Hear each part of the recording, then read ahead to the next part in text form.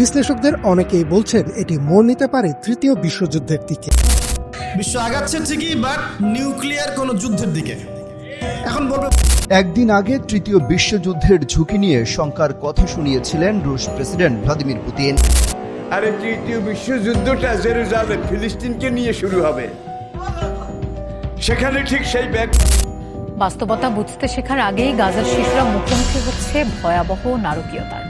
এমন দুর্বিষহ জীবন থেকে মুক্তি পেতে মৃত্যু কামনা করে দিন কাটছে তাদের।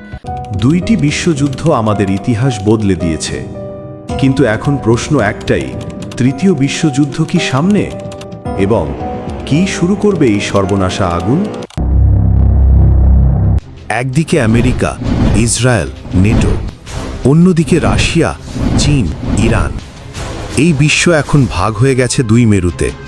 রাজনৈতিক হুমকি, ধর্মীয় উত্তেজনা আর তেল নিয়ে দ্বন্দ্ব, পৃথিবীর বাতাস আর যুদ্ধের গন্ধে ভরে গেছে। ইসরায়েল যদি ইরানে হামলা চালায়, আমেরিকা তার পাশে দাঁড়াবে, আর ইরান যদি প্রতিশোধ নেয়, রাশিয়া ও চীন থেমে থাকবে না। তখন এই আঞ্চলিক যুদ্ধ রূপ নিতে পারে তৃতীয় বিশ্বযুদ্ধে। নেতানিয়াহু, ট্রাম্প, খামেনি প্রত্যেকেই বলেছে যুদ্ধ আসতে পারে। ট্রাম্প বলেছে আমেরিকা প্রস্তুত, খামেনি বলেছে আমরা জবাব দেব, আর নেতানিয়াহু সে বলেছে ইসরায়েলের অস্তিত্বের প্রশ্ন এটা।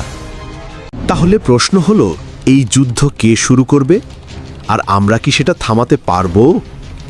যদি তুমি ভাবো যুদ্ধ হবেই, কমেন্টে লেখো হয়েই যাবে।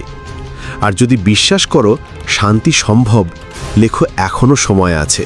এই ভিডিওটা শেয়ার করো, যেন সবাই জানে যুদ্ধ আসলে আমাদের হাতেই থেমে যেতে পারে।